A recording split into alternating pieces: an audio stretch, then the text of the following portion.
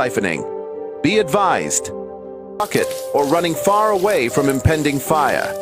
You have a few seconds to take the wisest decision. Walk away? No, that is not enough. Shift? No, that is not enough. Stay there and gist and take shots with your phone? That is madness. Run. Yes, run away. Yes, your life depends on your action. The flames come suddenly, unexpected but uncontrollable.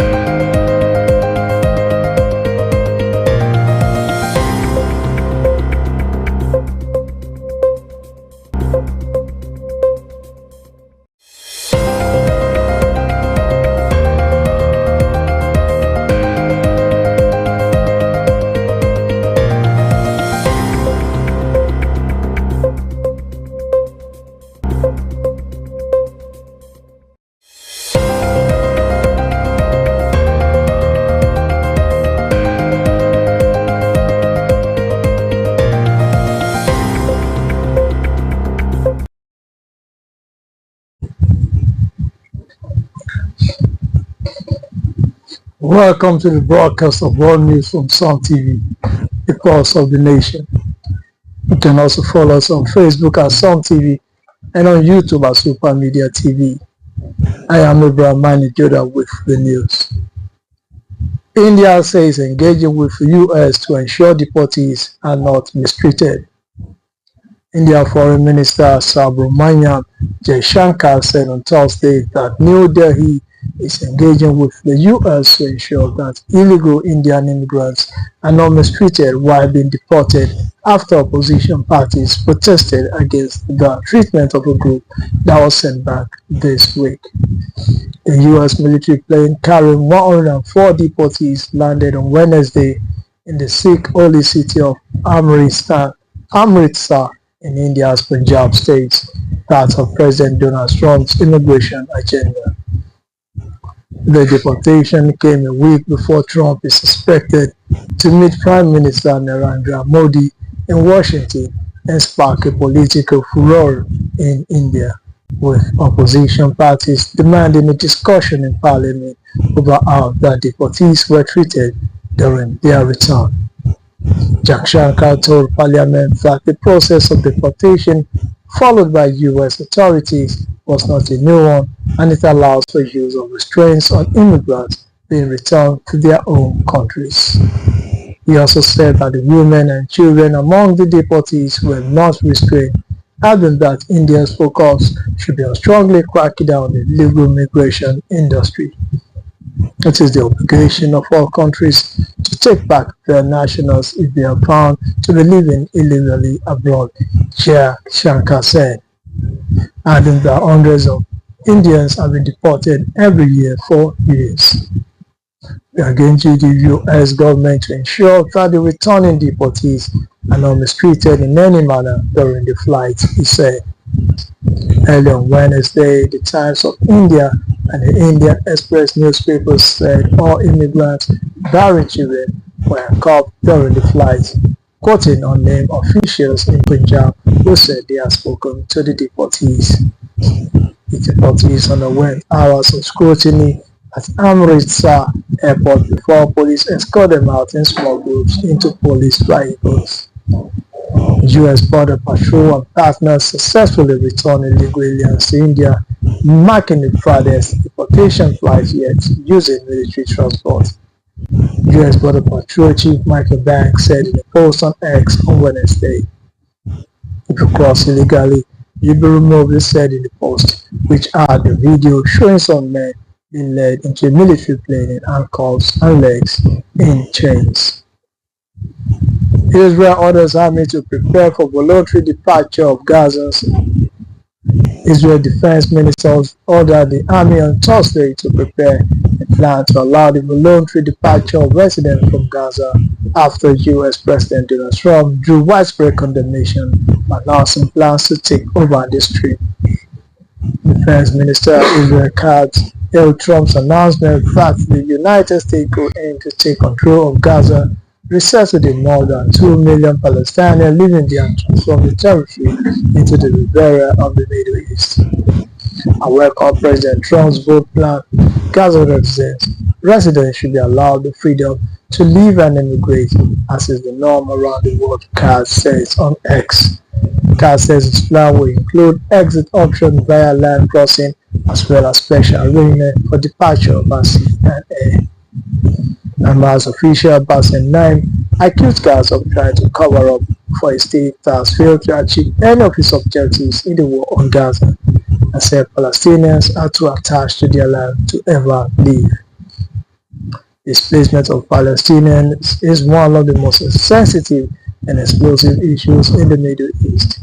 Forced or coerced displacement of a population under military occupation is a war crime banned under the 1949 Geneva Conventions. Israeli strikes which killed tens of thousands of people over the past 16 months has forced Palestinians to repeatedly move across within Gaza seeking safety. But many say they will never leave the enclave because they fear permanent displacement like the Nakba or catastrophe when hundreds of thousands were displaced from homes in the war and the birth of the State of Israel in 1948. Many were driven out or fled to Gaza, the West Bank and neighboring Arab states including to Jordan, Syria and Lebanon, where their descendants still live in refugee camps. Israel disputes the account that they were forced out. Gaza says countries who have opposed Israel military operation in Gaza should take in the Palestinians. Countries like Spain, Ireland, Norway and others which have leveled accusations and false claims against Israel over its actions in Gaza are legally obligated to allow any Gaza resident to enter their territories, he said. Their hypocrisy will be exposed if they refuse to do so. There are countries like Canada, which has a structured immigration program, that have previously expressed a willingness to accept Gaza residents. Uganda detains 9 finance ministry officials over central bank hack. Uganda police had detained 9 finance ministry officials as part of an investigation into accusations of hacking the central bank's electronic system that resulted in theft of 62 billion shillings. The Foreign Ministry of Police said. In November last year, State Minister for Finance Henry Musasizi confirmed reports in local media that the central bank's account has been hacked and money stolen. Those detained include the senior most official of the Ministry Treasury Department, the Police and Finance Ministry said. Some officials attached to the Accountant General's office at the ministry were summoned and detained by the Criminal Investigation Department to facilitate conclusion of the investigations. The Finance Minister said in a post on its X account late on Tuesday. The ministry did not give the names of those detained or their numbers.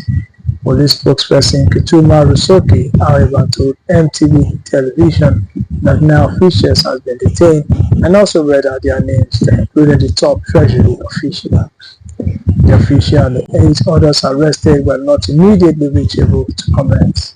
State-owned New Vision newspaper reported the hackers identifying themselves as West accessed the Bank of Uganda's IT system and illicitly transferred the funds. China says it opposes Trump's Gaza takeover proposal. China supports the legitimate national rights of the Palestinian people, ministry spokesperson Joe Janko told a regular press briefing. The war in Gaza was triggered by the Hamas-led attack on Israel on October 7, 2023, in which 1,200 people were killed and more than 250 taken hostage, according to Israeli tallies. Since then, Israel's military assault on the enclave has killed more than 47,000 Palestinians, according to the Gaza Health Ministry, and provoked accusation of genocide and war crimes that Israel denies. Trump on Tuesday proposed a U.S. takeover of Gaza after he earlier suggested that Palestinians in the enclave should be permanently displaced. Trump earlier commented that Palestinians who moved to Egypt and Jordan were rejected publicly by the Palestinians and Arab leaders. Other world leaders said they supported the so-called two-state solution, which envisages Israel and Palestinian states alongside each other. China is ready to work with the international community to take the two-state solution as a fundamental way out and push for an early and just political settlement for the Palestinian issue, Joe said. Gaza is the Gaza of Palestinians, an integral part of Palestinian territory, not a political bargaining chip, let alone the target of law of the jungle, Gill said. In a position paper in late 2023, China called on the United Nations Security Council to help restore a two-state solution. Any arrangement on the future of Gaza must respect the will and independent choice of the Palestinian people and must not be imposed upon them, according to the paper. Russia kicks out Le Monde Moscow correspondent. Russia said on Thursday that it has withdrawn accreditation from Le Monde's Moscow correspondent due to Paris' refusal to issue a visa to a Russian reporter, leaving the paper without a correspondent in Moscow for the first time since the 1950s. Russian Foreign Ministry spokeswoman Maria Zakharova said that Moscow had taken retaliatory measures after repeated warning to Paris over its refusal to give a visa to the Russian journalist. Le Monde criticized what it said was a covert expulsion of our journalists. For the first time since 1957, Le Monde is prevented from having a correspondent based in Moscow, Jerome Fenoglio, the director of Le Monde, said in an article in the paper. He said that reliable reporting from Russia was more important than ever, and that France believed that Russian journalists who were refused visas by Paris were in fact working for Russian intelligence. Malawi orders troops to prepare withdrawal from eastern Congo. Malawi President Lazarus Chakwera has ordered defense forces to begin preparations for a withdrawal of his troops from Eastern Democratic Republic of Congo, a statement said on Wednesday. The Malawi troops are part of a contingent of soldiers from the Southern African Regional Bloc deployed in Congo to help tackle armed insurgents. The bloc extended the military mission late last year. President Chakwera has ordered the MDF commander to begin preparation for the withdrawal of Malawian troops to honor the declaration of a ceasefire by the warring parties there and to prepare for their planned negotiations towards a lasting peace, the statement said. The rebel alliance, which includes M23 fighters, has declared a ceasefire for humanitarian reasons starting on Tuesday. Tunisian court handed lengthy prison terms to top politicians. The Tunisian court sentenced a number of top politicians, former officials and journalists to long prison terms on Wednesday, defense lawyers said. The latest move in war critics say is an attempt to stamp out opposition to President Kais Saied. Among those sentenced on charges of conspiring against state were Richard Ghannouchi, veteran head of the Islamist-leaning Ennahda Party, who was handed a 22-year term, and fellow Prime Minister H.M. Mechichi, who received 35 years. Ghannouchi, 83, has been in prison since 2023, receiving two sentences of a total of 5 years in separate cases. Mechichi has been living abroad since 2021, a few months after Saied sacked him and shocked the elected parliament, a step the opposition described as a coup. These are unjust and political rulings that aim to eliminate political opponents, said Mukhtar Juma, one of the lawyers, adding that they will appeal against the sentences. And now they are called the trial a blatant violation of the independence of the judiciary, saying in a statement that it came in a context of further attacks on rights and freedoms. A total of 41 people were charged in the case.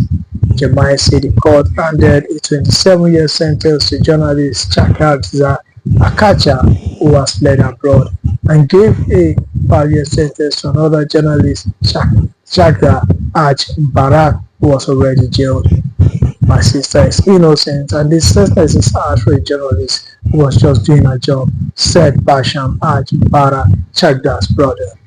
The court also sentenced Lazar Longo, a former intelligence director, and Mohamed Ali Aroui, a former Interior Ministry spokesman, to 15 years in prison each. Most political party leaders in Tunisia have been jailed in what they say are fabricated cases. They accuse Said of tearing apart the democracy built after a 2011 revolution that toppled long-ruling autocrat Zain al-Abidine Ben Ali, of seeking to impose Muammar rule and of filling prisons with politicians and journalists. Said denies conducting a coup and said his actions were needed to save Tunisia from years of chaos. He has called his critics criminals, traitors, and terrorists, and warned that any judge who freed them will be considered to be abating them. Italy says it's freed Libyan officer because of errors in ICC warrants. Italy's Justice Minister Carlo Nordio reacts on the day he and Interior Minister Matteo Piantedosi addressed the lower house of parliament over the case of Osama el-Masri in Jim, a Libyan war crime suspect who was freed and repatriated after being arrested under a warrant issued by the International Criminal Court. Italy's Justice Minister said on Wednesday Rome had no choice but to free a Libyan military officer wanted for war crimes by the International Criminal Court because of what he described as mistakes and inaccuracies in the court's arrest warrant. Osama el-Masri regime was released and flown home to Tripoli 2 days after being detained last month in northern Italy on the back of the ICC warrant, which said he was suspected of the murder, torture, and rape of detainees in Libya. His release sparked outrage among the Italian opposition parties and triggered a legal investigation into Prime Minister Giorgia Meloni, ministers, and the cabinet under secretary. One of those under investigation, Justice Minister Carlo Nordio, told Parliament the warrant has been marked by inaccuracies, omissions, discrepancies, and contradictory conclusions. Representatives of the court and its prosecutor did not immediately respond to requests for a reaction to the comments. Nordio said there was uncertainty in the warrant over when Jim was suspected of committing the alleged crime, saying the document suggested it started in February 2011 and later referred to February 2015. It is my intention to ask the ICC for justification of the inconsistency, Nordio said, adding that the court has realized that made a huge estimates and corrected the document a few days after it was first issued. Interior Minister Matteo Piantedosi, who also addressed the House, which related that the decision to expel regime following his release was because he was viewed as dangerous. He denied suggestions from the opposition that regime has worked with Italy to help control migrant flows from Libya, or that Rome has faced external pressures to free him.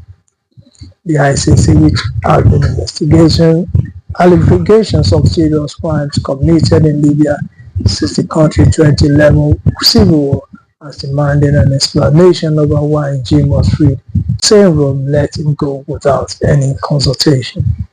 Opposition leaders rejected the explanation provided by the Justice and Interior Ministers and demanded that Meloni come in person to explain her government's decision.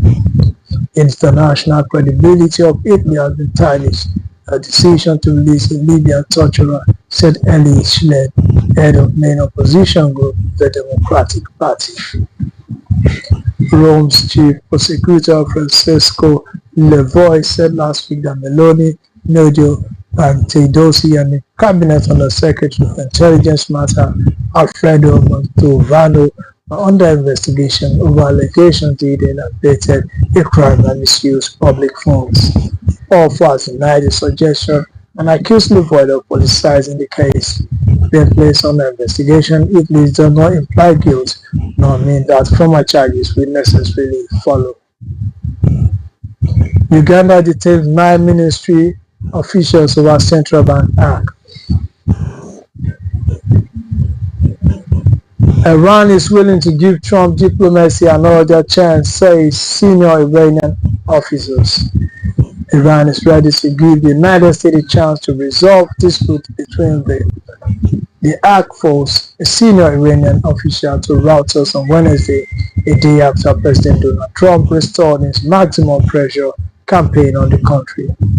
Earlier, Iranian Foreign Minister Abbas Araghchi said the U.S. concerns about Iran's developing nuclear weapons were not a complicated issue and could be resolved given Tehran's opposition to weapons of mass destruction.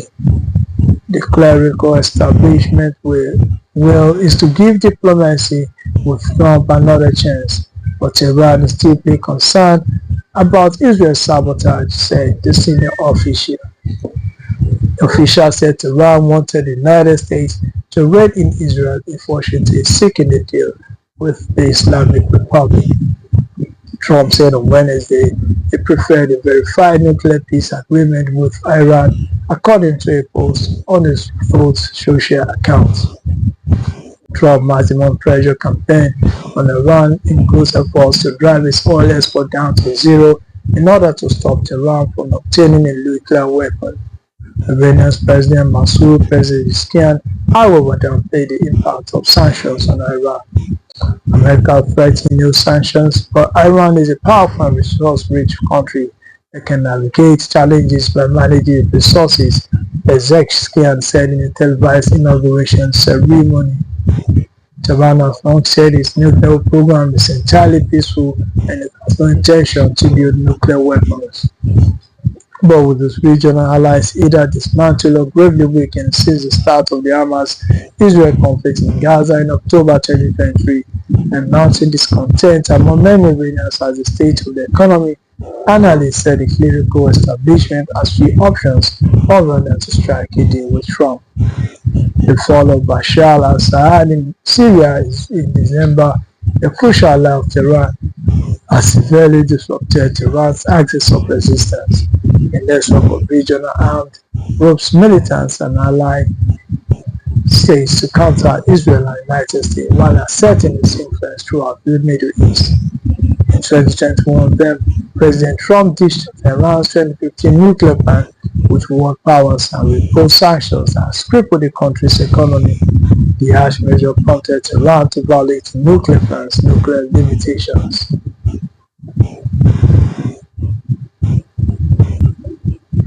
That is the end of this broadcast. Stay tuned for other exciting programs from the stable of the Sumtv. We are being live from the city of Jalingo, Taraba State.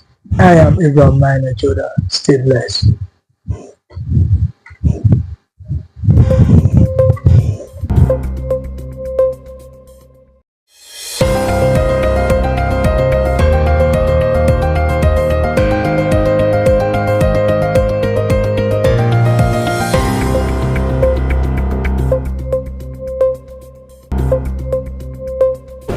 Why?